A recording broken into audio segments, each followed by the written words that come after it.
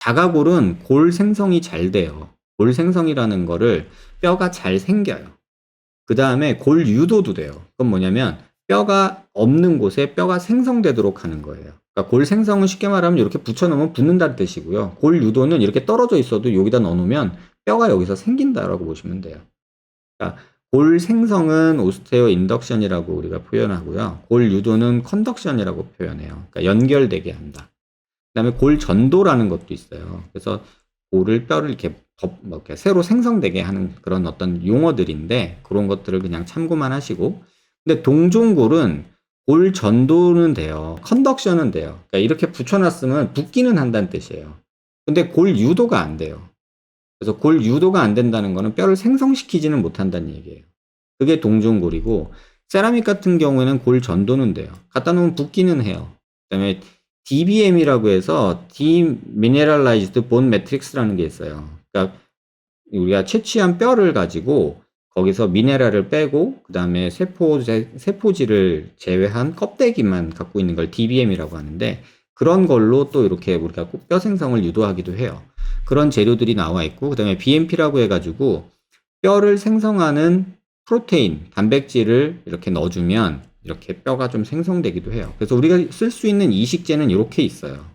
근데 그걸 형태를 좀 보셔야 되는데, 이 DBM이라고 해서 Demineralized Bone Matrix라는 게 있는데, 이렇게 뭐 회사가 여러 개가 있죠. 뭐 CG바이오, 라이트, CG바이오, 셀루메드, 뭐 아이소피아 오스바이오로스, 뭐 CG바이오, 뭐 이렇게 많아요. 근데 제품명이 이런 것들이 막 많거든요. 근데 이런 것들이 나오면 가끔가다 기사에 나오면 환자분들이 막 검색하다가 그걸 갑자기 찾고 나면 선생님 그걸로 하면 어떤가요? 막 이러고 막 질문을 주세요. 근데 원인은 그냥 이해는 돼요. 근데 여기 BMP라고 되어 있는 게 이제 또 노보시스라고 해서 기사가 또 한 몇 년 사이에 굉장히 많이 나왔죠. 실제로 써보기도 했는데, 골 생성을 유도하는 건 맞는데 어느 정도 생성하는지가 아직 조금 물음표가 있어요. 그래서 그러니까 맨바닥에 그냥 쓰진 못해요. 이거는 그냥 가루 같은 약물이에요. 물에 녹여가지고 뿌려주는 형식이거든요.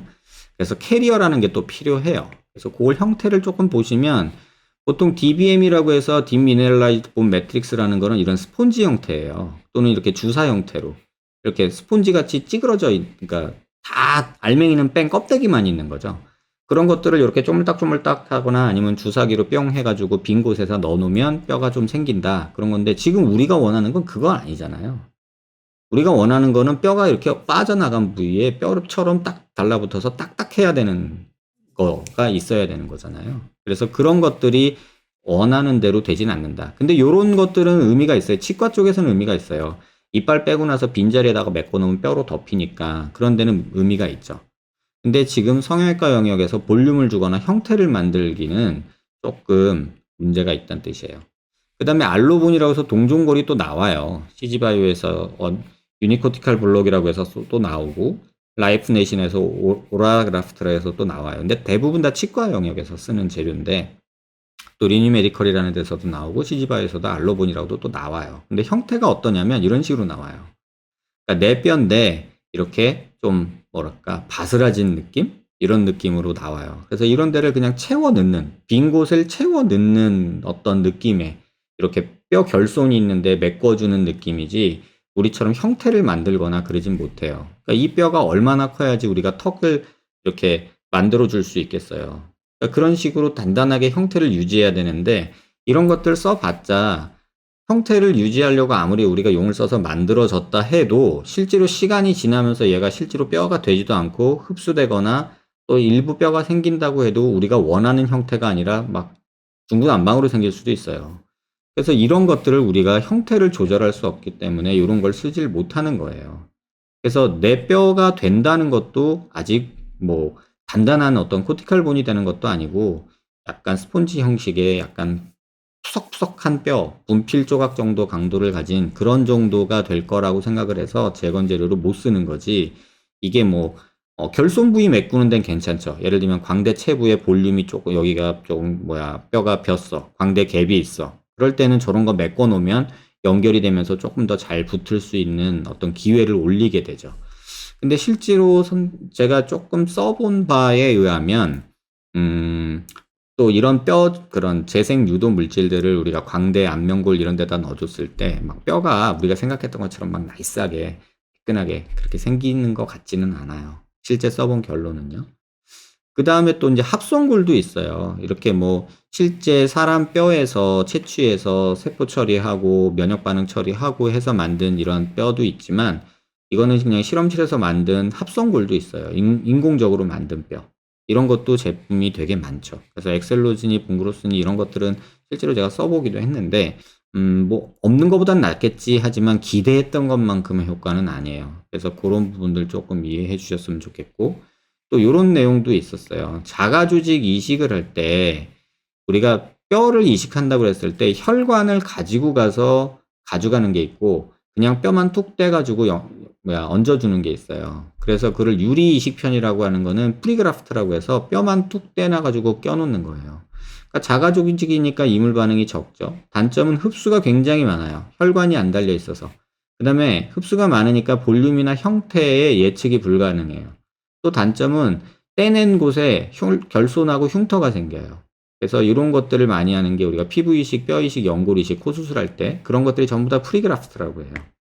근데 이제 페디클드 그라프트라고 해가지고 유리 이식편이라는 게 있어요. 그 혈관을 동정맥을 달고 오는 거예요.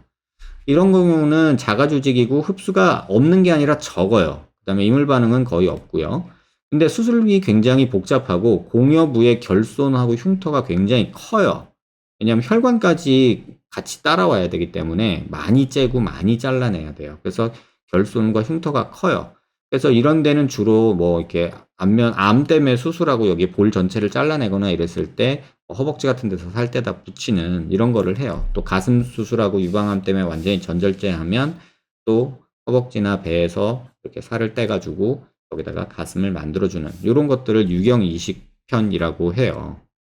그 다음에 보형물은 공여부가 필요가 없죠. 뭐 떼낼 게 아니니까. 그 다음에 흡수가 없고 수술 방법이 비교적 간단하죠. 그 다음에 이물 반응이 조금 있을 수 있고 수술 전에 준비가 되게 복잡해요. 그 다음에 뼈 이식 대체 위주로 주로는 지금 현재는 사용하고 있고 가슴 보형물에만 조금 실리콘을 우리가 좀 쓰고 있죠. 코에도 실리콘을 쓰고 있고요. 요게 이제 이식에 대한 어떤 기본적인 룰이고요.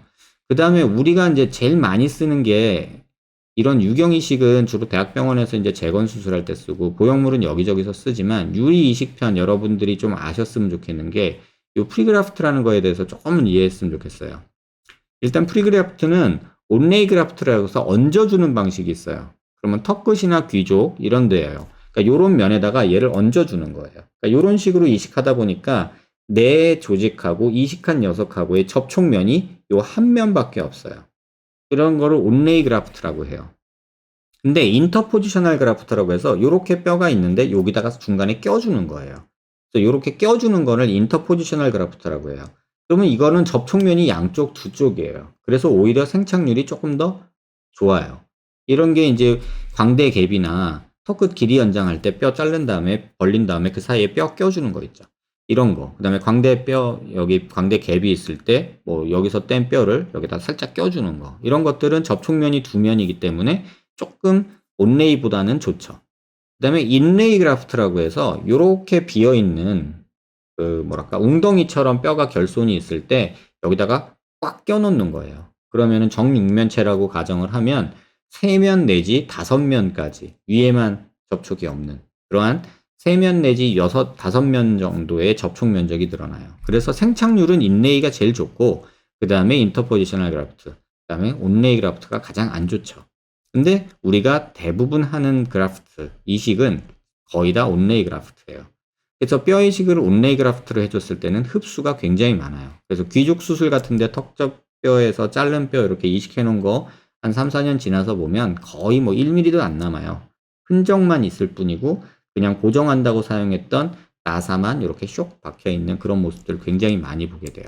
그래서 요거 꼭 이해하셨으면 좋겠고, 그 다음에 뼈 이식에서 생착률을 결정하는 요소는 채취 부위, 공여부가 어떤 부위냐 중요해요. 근데 막성뼈냐 또는 골격뼈냐, 피질골이냐, 해면골이냐 이런 게 있는데 막성뼈가 그러니까 막성뼈라는 게 골반이나 갈비뼈, 그 다음에 얼굴뼈가 막으로 되어 있는 뼈예요. 판때기라고 보시면 돼요. 근데 골격뼈는 팔다리 이런 데 손가락 이런 데 있는 그런 거예요. 척추 이런 것들은 골격뼈예요. 그래서 이식은 막성뼈가 오히려 훨씬 좋고 뼈는 겉에 딱딱한 피질골과 안에 해면골이 있는데 이식은 해면골에서 생착률이 높고 딱딱한 피질골은 이식해줘봤자 거의 흡수가 되는 경우가 많아요. 그 다음에 채취된 뼈의 크기가 작을수록 생존율이 높아요. 크면 클수록 살아남기 힘들어요. 그 다음에 채취된 뼈의 형태가 이식되는 곳에 접착되는 부분, 접촉하는 면이 많을수록, 그러니까 한 면이 닿더라도 넓게 닿을수록 뼈가 잘 이식이 돼요. 그 다음에 이식될 위치, 수여부라고 하는데 수여부가 움직임이 없고 하중을 받지 않는 곳일수록 뼈 흡수가 많이 돼요. 뼈를 이식을 해놨는데 맨날 이렇게 흔들려. 그러면은 얘는 이식이 안 되고 거의 흡수돼요. 그 다음에 이렇게 이식을 해놨는데 여기에 꽉 눌려요. 이렇게. 그러면은 얘는 거의 흡수가 돼요. 뼈라도. 그 다음에 이식될 부위의 혈행 분포. 그러니까 뼈가 혈관이 많이 발달해 있는 얼굴 같은 데는 뼈 이식을 그러니까 하면은 워낙에 이론적으로 굉장히 좋아야 되는데 현실은 그렇지 못해요. 근데 대부분은 혈행 분포가 좋은 곳은 그래도 일반적으로 뼈가 잘 산다. 이렇게 생각하시면 될 것 같아요.